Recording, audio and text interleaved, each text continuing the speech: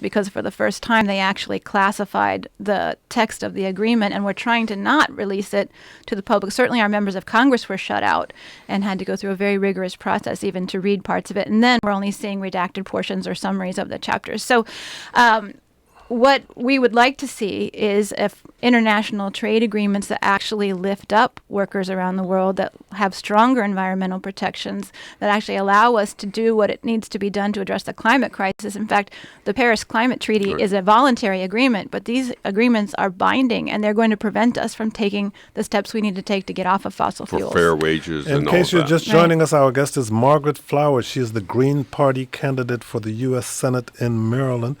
We're also joined, of course, by Tom Sherwood. He's our resident analyst. He's a reporter with NBC4 and a columnist with the current newspapers. If you have questions or comments for Margaret Flowers, call us at 800-433-8850. You can send email to kojo@wamu.org or shoot us a tweet at Kojo Show. Here's Miriam in Arlington, Virginia. Miriam, you're on the air. Go ahead, please. Hi, Kojo. Thanks so much. Margaret, I want to congratulate you on running, and I totally agree with you. The opportunity to debate makes all the difference. I ran for office in Arlington about 10 years ago. I was a school board candidate and running against an unopposed Democrat. And I'll be honest with you, I only got 23% of the vote. Most of that came from the opportunity to debate. And over the past 10 years, my entire platform was not only discussed and debated, but it was adopted. And now Arlington Public Schools is one of the greenest schools in the area. And to the point of adopting other people's platforms, if you're out there debating, just like Jill Stein was, then Bernie Sanders, they say she sounds an awful lot like Bernie Sanders. Actually, he sounds an awful lot like her. Right. So I congratulate you, and I do hope that more third-party candidates seize this opportunity, despite what Tom Sherwood seems to think about taking corporate money. Taking the message to the people is the way to go, and we'll get there. Well, it's not just Tom Sherwood. We got a tweet from Jim who says the ability to raise money and build an organization is part of the process of demonstrating the ability to manage and govern. Can I just be clear, though? I didn't suggest that people should take corporate money. I was just saying if you're not, what are you doing? And I think that's right. And that's what we're doing is building that base clear. and building up. Ideally, we'll become a membership party where we will be able to provide greater resources to our candidates. Again, this is a process of building political power. It's fundamental. It's necessary. We are not going to challenge our wealth-dominated politics unless we do that. And that's what I was asking about the goal of, realistically, in terms of beating Chris Van Hollen in the U.S. Senate race in Maryland in 2016, may not be there. But this is a long-term fight. This is not just you're going to do this and then you're going to go back to something else. Exactly. This is what you're trying to do. So I think that needs to be understood, too. Right. I mean, the last 10 years I've spent really building the social movement through our organization, Popular Resistance, and other outlets. With the gay rights movement, all these things, no one turns on and says, hey, let's just change the law. No one does that in just one or two elections. Right. Power concedes nothing without a demand. That is correct. It was labor and environmental groups. Jim's tweet is not going away. Okay. The ability to raise money and build an organization is part of the process of demonstrating the ability to manage and govern. How do you respond?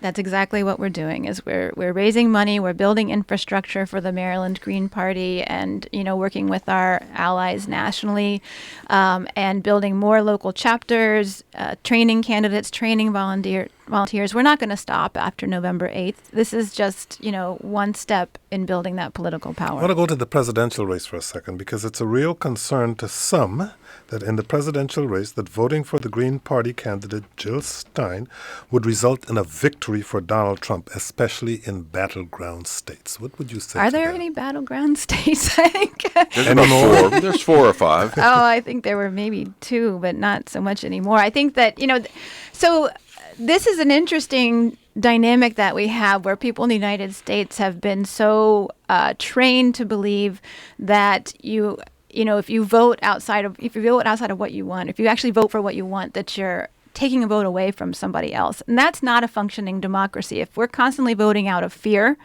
then that's not a democracy. We need to be able to vote for the person that we believe in, that we think reflects our values and would do the best job. There's a whole myth around, Nader's run back in 2000 and the impact that had on the election. And that's been, put out very aggressively to make people believe that there's this, spoiler effect. But what we're really talking about is democracy and that candidates need to earn people's votes, not take them for granted. And so to me, the only ethical vote in this situation is to vote for an alternative party. If you're voting for a Trump, you're endorsing his agenda of racism. If you vote for Hillary Clinton, you're endorsing her agenda of neoliberal economics, which are driving wealth inequality, and an aggressive military foreign policy. And I think in light of the news of what's going on recently with Russia, we need to be very concerned about her escalating us into a greater conflict with Russia. Speaking of foreign policy, Russia, who you just mentioned, I think people in the state of Maryland might want to know what your position is on American relations with Israel. Yeah, that's an area where I differ greatly from the other two candidates in this Maryland Senate race. I believe that our U.S. foreign policy needs to be based on respect for international law, human rights, and national sovereignty. And we should not be aiding and funding countries that violate international law and human rights. So is that Israel? Israel is one of those countries. Saudi Arabia, Bahrain are two other countries that we treat as allies that are committing human rights abuses and violating international law. And so I would not support the expanded funding to Israel. Got to take a short break. When we come back, of course, you'll be hearing that this is the beginning of the first day of our fall membership campaign. And after that, then we'll be returning with this conversation with Margaret Flowers. She's the Green Party candidate for the U.S. Senate in Maryland. You can still join the conversation by calling 800-433-8850 or sending email to kojo@wamu.org. I'm Kojo Namdi.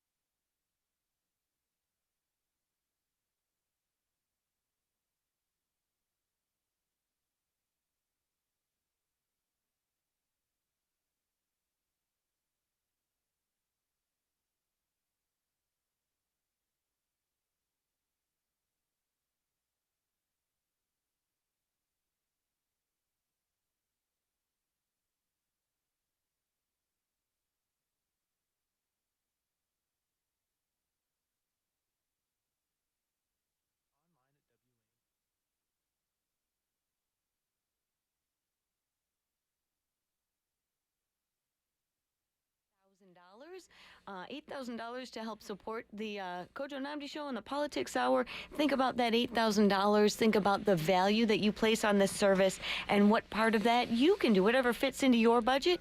Maybe it's $1,000, maybe it's $200, maybe it's $10 a month. Whatever amount you're comfortable with, we just hope to hear from you right now at WAMU.org or 800-248-8850. And today is a very special day.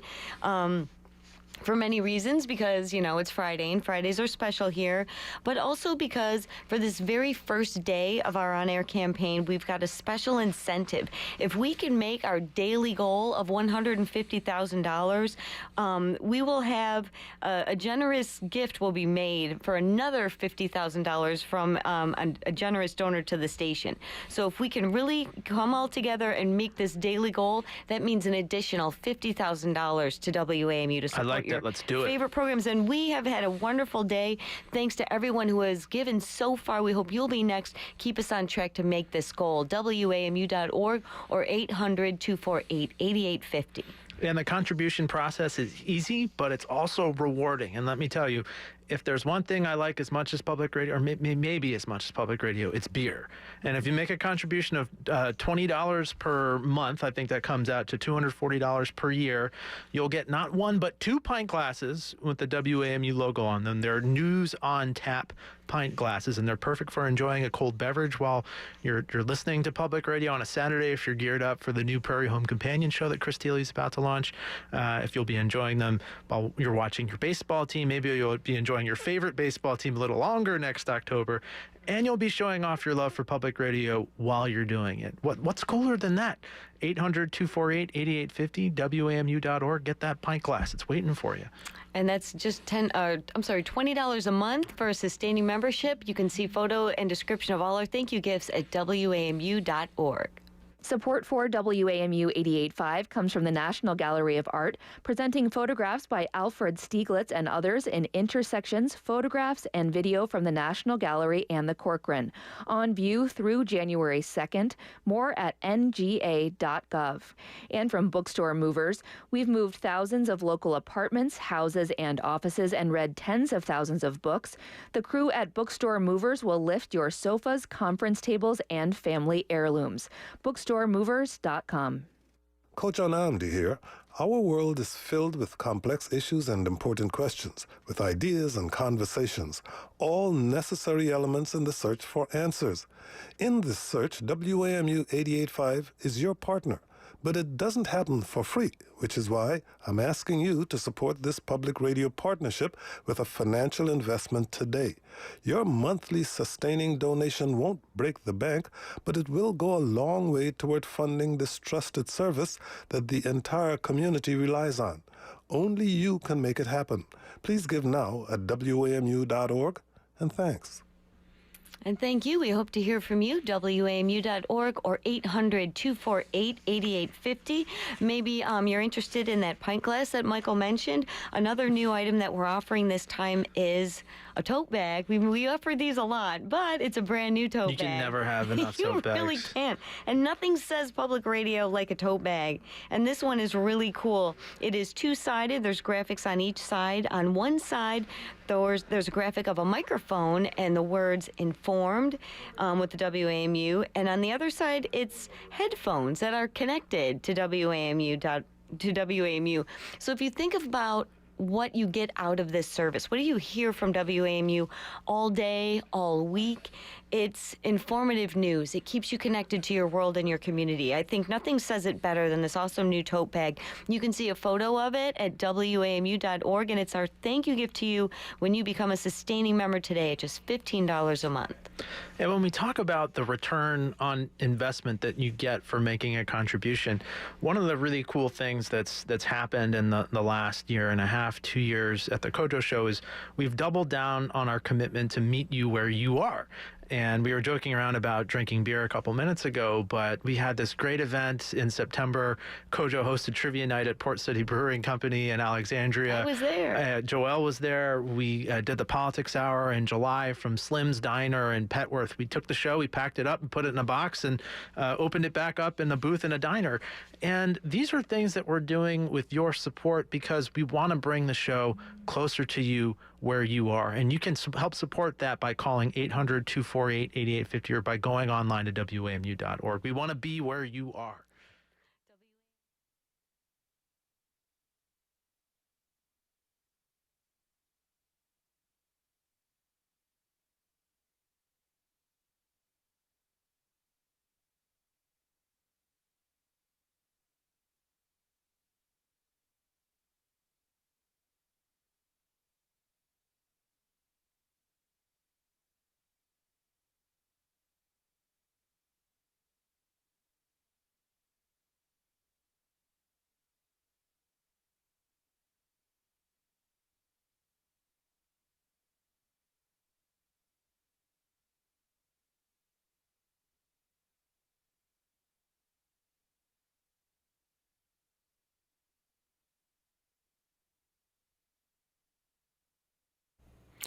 Welcome back to the Politics Hour. Tom Sherwood is our resident analyst. He's a reporter with NBC4 and a columnist with the current newspapers. Our guest is Margaret Flowers. She's the Green Party candidate for the U.S. Senate in Maryland. She's also an MD. Speaking of which, you are presumably has seen the Affordable Care Act, or Obamacare as it's known, a little up closer than most of us have, but you are for replacing Obamacare with a single-payer system.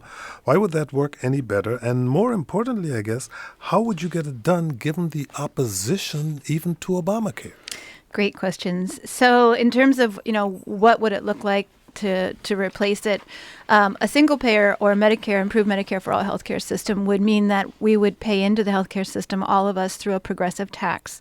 And then much like our public education system, when you need to go to get care, you go, you don't have to pay up front. So we don't have these obstacles that actually prevent people from getting necessary care and drive worse outcomes.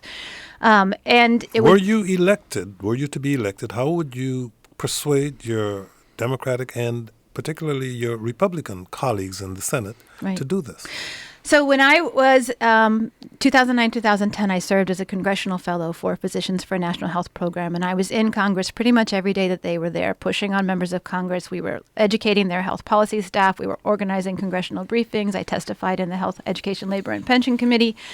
And with not a lot of resources and the entire kind of so-called progressive community fighting for a so-called public option, I call it a profiteer's option, and I can explain that, we were able to almost get a replacement amendment that would have replaced the House bill with a single-payer bill to the floor. It was pulled 36 hours before it came to the floor. And we were able to get a substitution amendment written by Bernie Sanders, and 2 other senators co-sponsored it, to the floor of the Senate with very little in the way of resources. So that gives me the confidence that we can do it. This is something that the majority of people in the United States want, but they need leadership in Congress telling them that they can have it if they fight for it. And I have personally talked with many members of Congress who understand that this is the only way we can solve our healthcare crisis. But they say that it's their constituents that are preventing them from being able to vote for it. But some of them have said if it looked like it was going to go forward, I would vote for it because I know that it's a solution. So the reality of our healthcare crisis is not going to go away. Political reality changes with popular movements, popular, demands. And so that's what we need to do to finally create this. Bernie Sanders ran a fairly progressive campaign for the nomination. Would you agree with that? Fairly aggressive, progressive? Well, it's a pretty rigged system, right? I mean, for what he ran, but I'm just saying, but he's also endorsed Hillary Clinton in terms of, and she supported the single-payer system. Well, not some really. Period of time. I mean, her legislation would have been even worse than what the Affordable Care Act back is. in the early 90s? Back in the early 90s, it would have imposed very high penalties. Okay. What confidence do you have that the government, which can't even run Medicare as it is now, can run a single-payer system where people actually will, you look at the Veterans Administration and where the veterans hospitals do well or not. You look at the social service health care for poor people.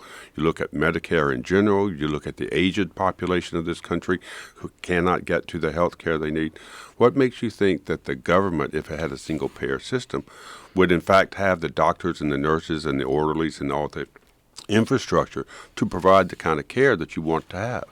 Let's recognize right now that our healthcare system is failing dramatically, that tens of millions of people are not able to get care, and others are underinsured. So what gives me the confidence is that this kind of system has worked in other countries and in our own country. If you look at the VA system, overall in terms of its administrative costs, in terms of the quality of care that's delivered for what it has, it does very well. If you look at our traditional Medicare system, not the privatization of it through Medicare Advantage plans, which have actually undermined it, but our traditional Medicare, its costs are rising more slowly than the rest of our system. It's something that most doctors find easier to use than dealing with private insurers because you don't have those same obstacles of the private insurers trying not to pay for care. It has problems. That's why we call it, what we're fighting for is improved Medicare for all. But the first step that we need to take to turn our healthcare system around is to create a national Medicare for all system where everybody is in the same system. And so we are not divided. We are united in wanting to have the best system that we can have because we're all in it. Right. And who would provide those services? My sister is a psychiatric nurse out in California. Mm-hmm. And she says, the nursing industry, it's very difficult to get people to be nurses, RNs or any advanced levels of nursing. Would, under a single-payer system, would the doctors still have lucrative practices and make money in the world? Or would they also change? Right now, we're losing our doctors because of the system that we have. Primary care doctors. One of my doctors quit because he said the paperwork was worse than anything. Right. He couldn't spend time on his patients. Exactly. But would the healthcare industry itself, about who would become doctors and get help to become doctors and medical technicians and all that, also change along with a single-payer system? When you have a single-payer system, no longer do we treat healthcare as a commodity where it's, you get as much care as you can pay for. We treat it as a public good. And so that changes things dramatically in terms of how we allocate our resources, how we make sure that we have enough providers in the system. We have a very backward system where we have very few primary care providers and we're very high on the specialist end. And a strong system would have the opposite. Okay. So this would really allow us to create a system that's about health and to give it the incentives for more primary care. If you have questions or comments for Margaret Flowers, you can go to our live video stream at kojoshow.org, ask a question or make a comment there, or send us an email to kojo@wamu.org. Here is Will in Adelphi, Maryland. Will, you're on the air. Go ahead, please. Well, thank you, Kojo, for that. I want to get Margaret's response to a comment that I have, and that is I am more inclined to her positions, especially on health care, than I am to either Chris Van Hollen or Kathy Saliga, but I am not going to vote for her. I'm going to vote for Chris Van Hollen because I do not want to give any chance at all that Kathy Saliga could win this thing. And so the basic problem that the Green Party and all third parties have are that you have to end up doing this kind of strategic voting. And that's the experience, and I'm sorry.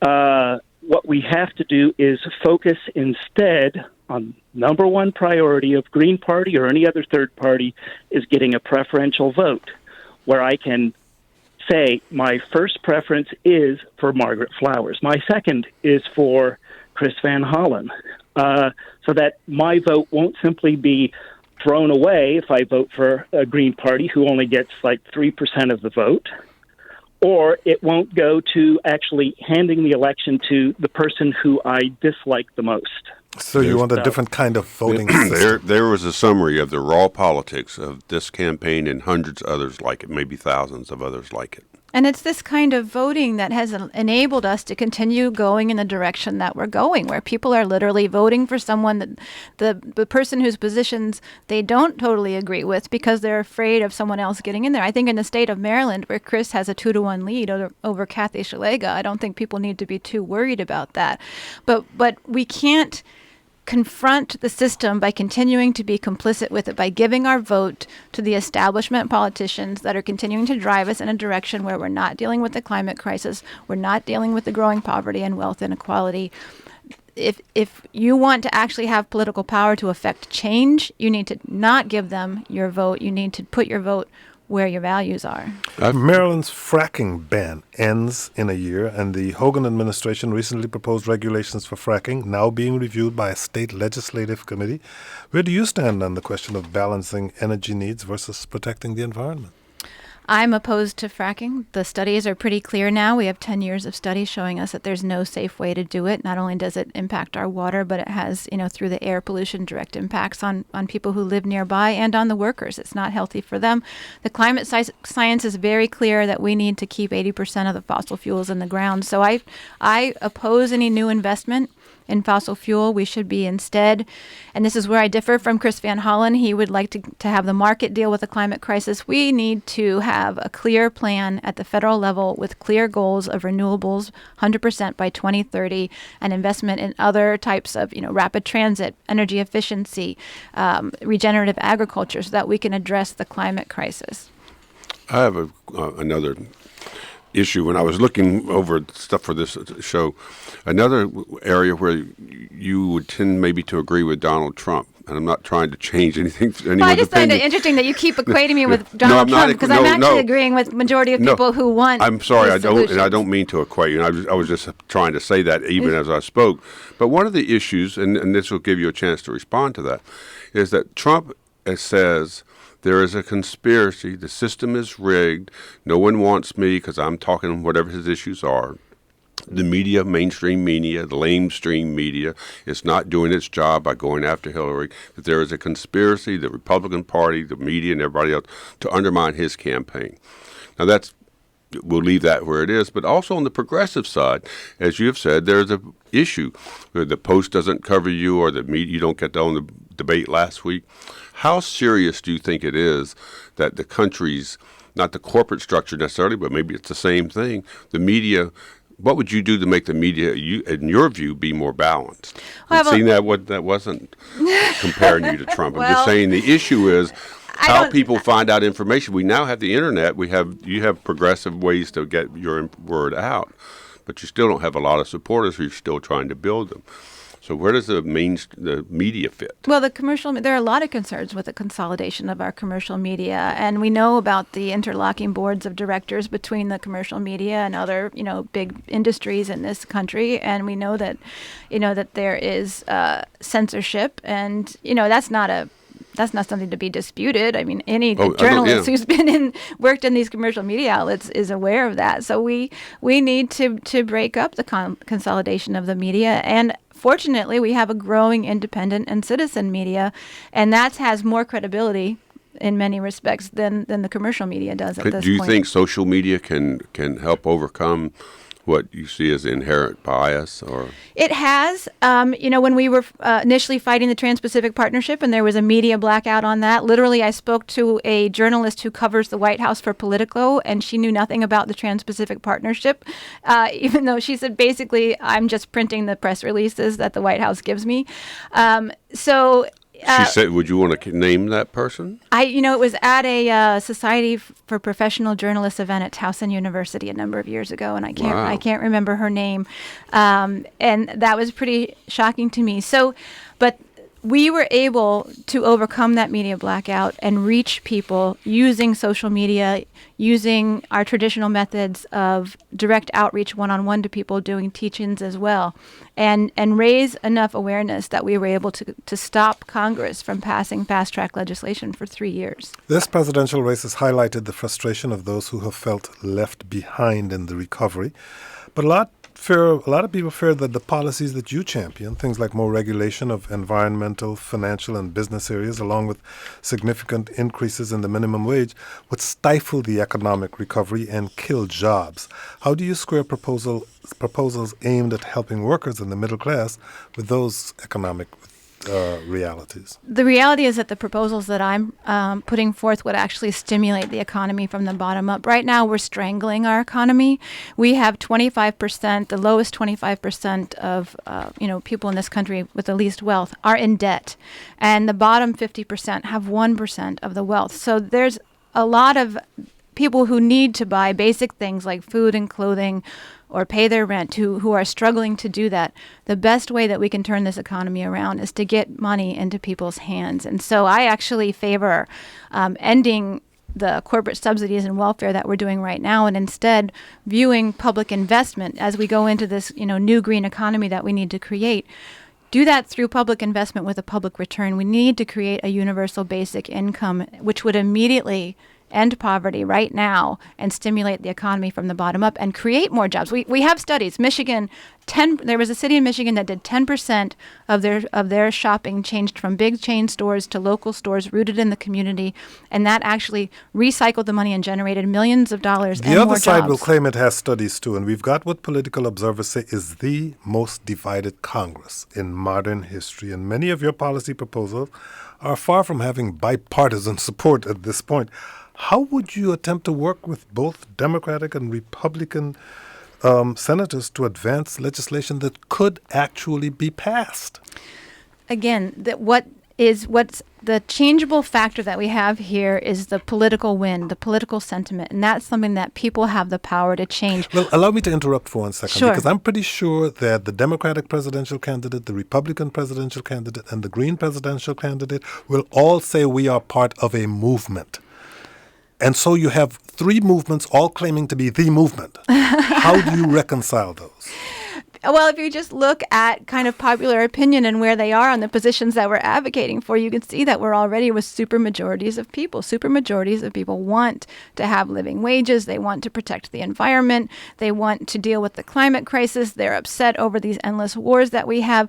So one example, I mean, because this is a question that I've had over the last 10 years. It's been my work. How do we shift power? How do we build political power?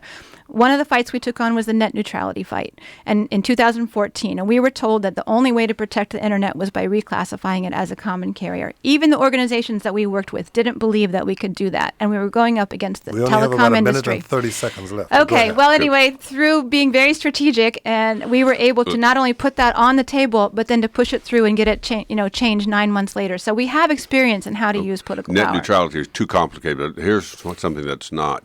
Freddie Gray in Baltimore, the police, the relationship between the police and the communities, the federal government has a role in what it can fund for police training.